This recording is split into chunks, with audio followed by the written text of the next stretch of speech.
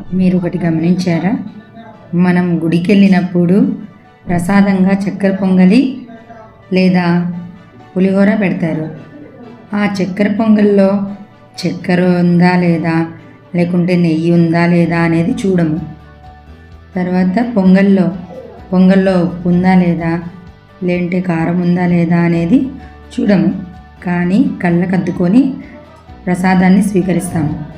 అదే భగవంతుడు ఇచ్చిన కష్టాన్ని కానీ సుఖాన్ని కానీ ఎందుకు మనం యాక్సెప్ట్ చెయ్యము?